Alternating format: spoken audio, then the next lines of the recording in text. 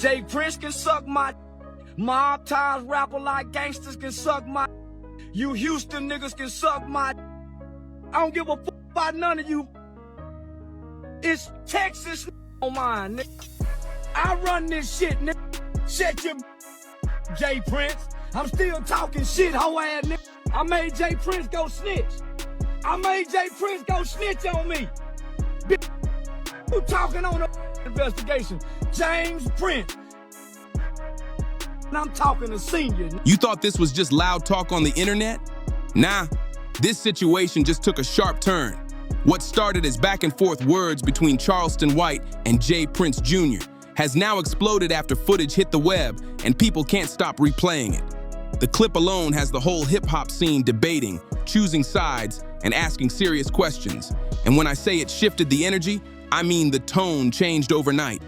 For months, Charleston White had been publicly criticizing Jay Prince Jr., questioning mob ties and basically challenging their reputation. Man, just keep your mouth closed. Don't speak on it, man. What? I lost all respect for what y'all love and idolize. Man, I lost all respect for Rap-A-Lot Records. Let me just say this. I don't have no respect for mob ties. I think mob ties is a group of a bunch of weak black men. He was calling them not really built like that, saying their image didn't match the reality. He kept the pressure on, name-dropping, pushing buttons, and daring someone to respond. Then suddenly, this footage surfaces. And now folks are saying he got caught slipping in a way nobody expected. The internet completely lit up. Everybody's got an opinion, and nobody's staying quiet. But before we even touch that video, we've got to rewind. Because this isn't just two grown men arguing online. This runs deeper. This is about loyalty, respect, reputation, and how street politics mix with the music business. And somehow, Finesse Two Times ended up stuck in the middle of something way bigger than him.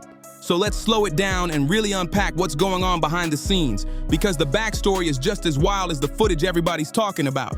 First, you have to understand who Jay Prince Jr. is. He's not just some random industry name. He's the son of Jay Prince, the longtime CEO of Rap-A-Lot Records.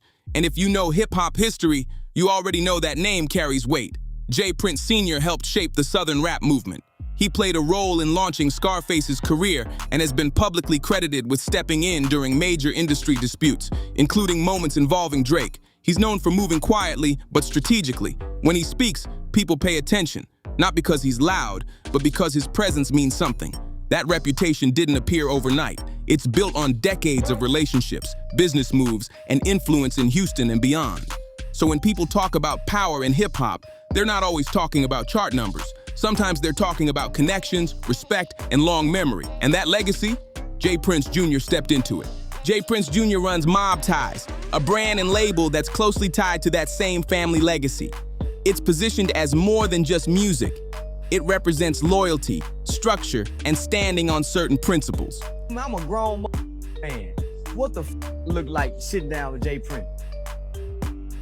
What I look like sitting down with a man because he done called me.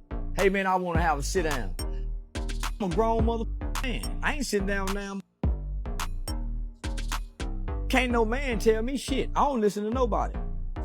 If you don't like what I said, and this go for James Prince and anybody, if you don't like what I say, hit me in the mouth or then leave me alone. James Prince can't tell me shit. Go because he's, hey man, James Prince, nigga, James Prince. And whatever nigga want to sit down and think, I ain't got no money.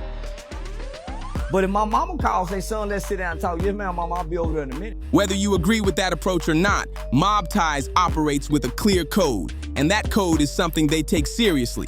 Now enter Charleston White. Charleston is easily one of the most controversial personalities online right now. He's a former gang member turned youth activist, and he built his entire platform by saying things most people wouldn't dare to say out loud. He openly criticizes street culture. He speaks on late artists like King Von, Nipsey Hussle, and Takeoff in ways that spark outrage. He challenges current rappers, questions their lifestyles, and pushes against what he sees as destructive behavior. And here's what makes him so unpredictable. He doesn't follow traditional street rules. He'll call someone out publicly, then flip the narrative and say he's doing it to help the youth. He frames his commentary as tough love. Some people see it as bold honesty. Others see it as disrespect. Either way, he keeps himself in the conversation. I ain't scared of no. I call the police on them niggas, and them niggas will scatter like roaches. Say them mob time. Them that's mob time. They don't run Texas. The Texas Rangers run Texas, nigga. The United States Northern District of Federal Court runs Texas. Don't know James Prince runs shit. He run a bunch. Don't rap a lot. He run a bunch of weak ass rap. Finesse Two Times, nigga. But he don't run no Texas. Crime Stoppers and Neighborhood Watch program run this shit. I'm a part of the shit that runs Texas. The police. So tell James Prince he don't run them thing up here, nigga. James Prince don't run a thing up here. Damn sure ain't never run nothing in Dallas. His sons and them get their ass kicked up here. That's exactly why figures connected to mob ties might view him as a problem. Not necessarily because of one comment, but because of the pattern. Charleston doesn't tiptoe, he charges straight in. Now this is where Finesse Two Times becomes important. Finesse Two Times, the Memphis rapper, was signed to Mob Ties. That wasn't just a casual partnership, and that was business, investment, backing, support. He was seen as part of the team, and for a while, everything seemed aligned. Music was dropping, the brand was building, and it looked solid from the outside. But then people started noticing something. Finesse and Charleston White began appearing together more and more. They were filming content, joking around, showing mutual respect online. It didn't look like a random link-up. It looked like a friendship forming. And in an environment where loyalty is emphasized heavily, that kind of association raised eyebrows fast. From a commentary standpoint, you can see why that might create tension. If Mob Ties views Charleston as someone who publicly challenges their credibility, then seeing one of their artists closely aligned with him could feel like a conflict. Not necessarily betrayal, but definitely complicated. And in spaces where loyalty isn't just branding, but identity, complicated can quickly turn into confrontation. So now you've got history, influence, reputation, activism, and internet culture all colliding at once. And when that leaked footage surfaced, it didn't create the issue. It just amplified what was already simmering beneath the surface. And that's how we got here. With the whole timeline feeling less like random drama and more like something that's been building for a while now. In that world, loyalty isn't just a word in a song. It's the line between being protected or being left on your own. When you're signed to people with that kind of reputation and influence, you don't casually link up with folks who openly challenge them. From their perspective, that crosses a serious boundary. J. Prince Jr. didn't sugarcoat how he felt. He made it clear that loyalty and respect mean more than fame or money. His message was simple. You can have success and still move the wrong way if you're not grounded. He wasn't upset about Finesse Two Times growing as an artist. He felt Finesse was getting too comfortable around people who were publicly criticizing Mob Ties and the Prince name.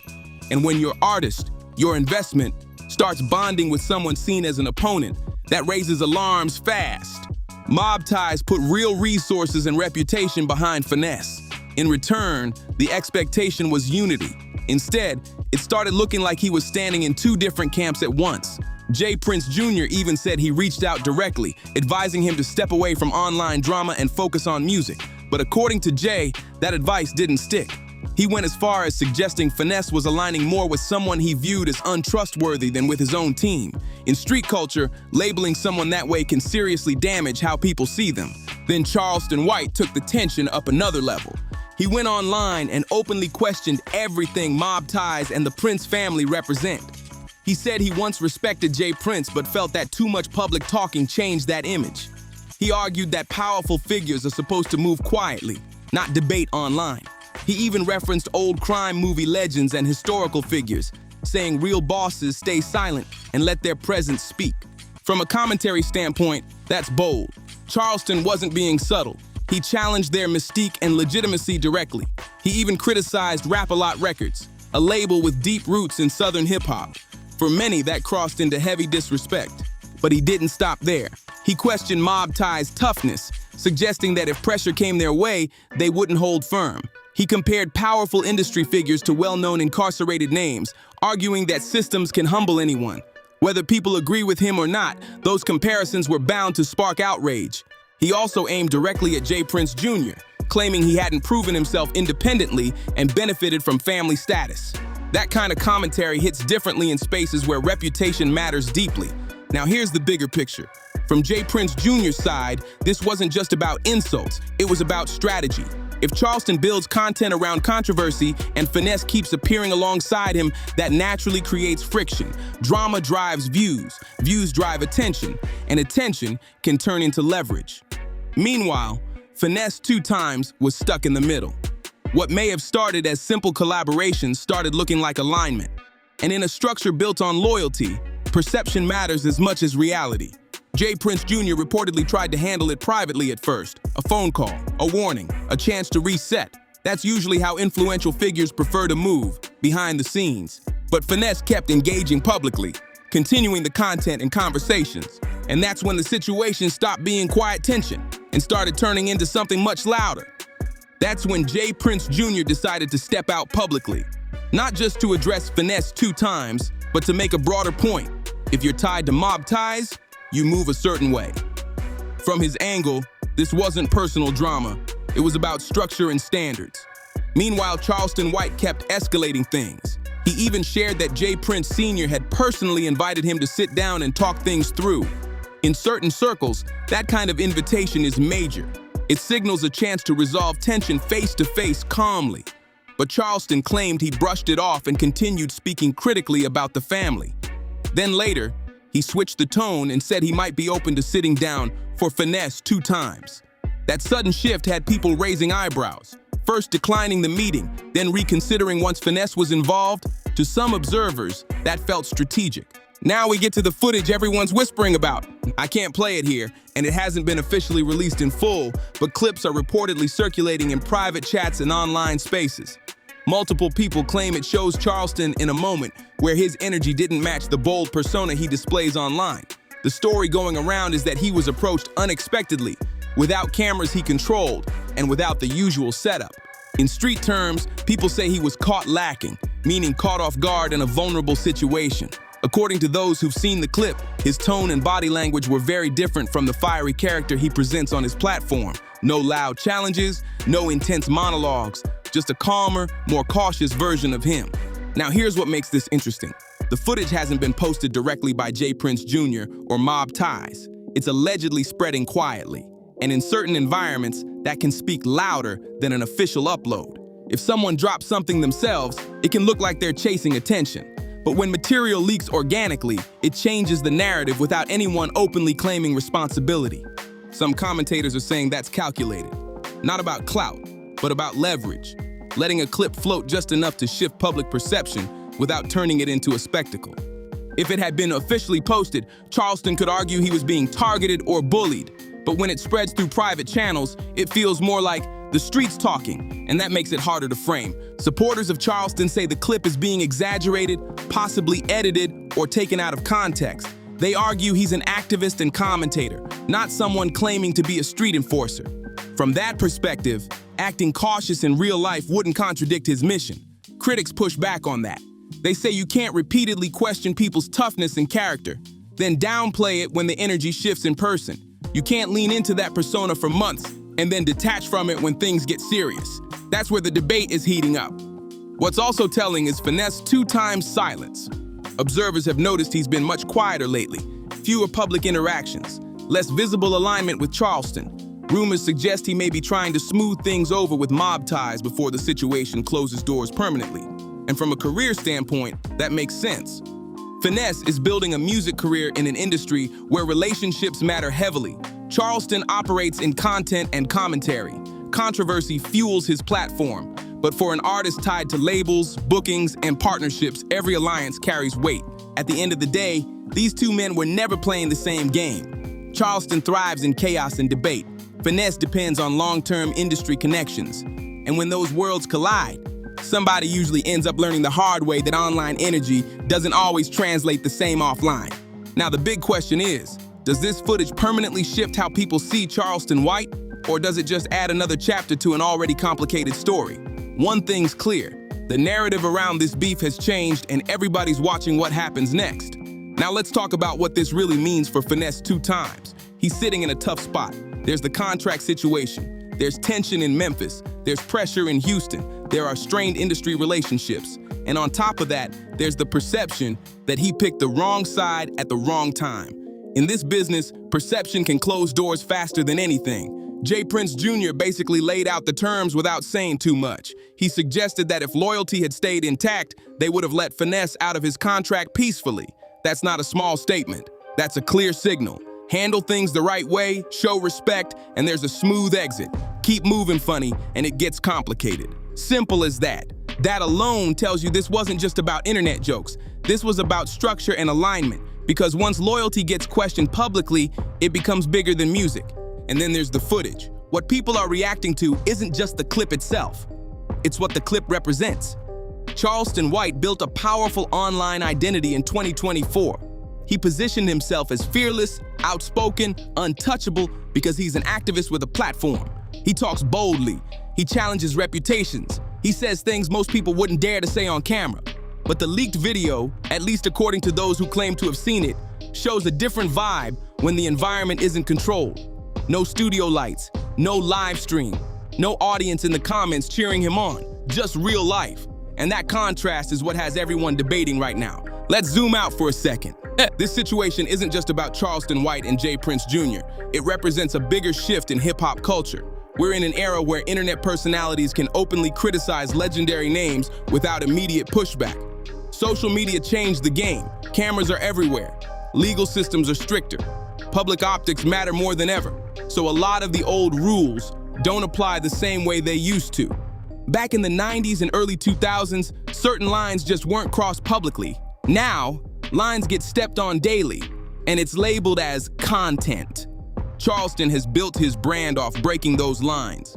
He critiques late artists. He questions active figures. He challenges entire movements. And he frames it as activism and commentary. That strategy has kept him relevant, trending, and talked about nonstop. But mob ties and the Prince name represent something different. They symbolize the old guard, the idea that respect still carries weight, that words aren't just content, that alliances matter, that loyalty isn't negotiable. When those two worlds collide, the viral internet world and the legacy street world, something's bound to crack. Some people believe this footage is the first time Charleston's persona has been tested outside of his platform. Not legally, not through cancellation, but through reputation, through how he's viewed by the same culture he constantly critiques. Others argue none of it matters. They say he never claimed to be a street enforcer in the first place, that he's just a commentator doing commentary. And maybe that's true. That's the debate happening right now. But one thing nobody can deny. This whole situation exposed how fragile internet alliances can be. It showed how fast a friendship can turn into fallout. And it reminded artists like Finesse that online energy and real-world consequences don't operate under the same rules. At the end of the day, this isn't just about one clip going viral. It's about power. It's about reputation. It's about what happens when bold words meet real-life dynamics. And it's about understanding that in hip-hop, history still matters, even in the age of live streams. Now, I want to hear from you. Do you think the footage changes how people see Charleston White? Or is this just another chapter in a never-ending saga? Drop your thoughts below. If you rock with this breakdown, make sure you like this video, share it with somebody who's been following this drama, and subscribe so you don't miss what happens next. And don't leave just yet. Check out the next video popping up on your screen right now for more celebrity drama and deep dives like this. Trust me, this story isn't done unfolding. I'll see you on the next one.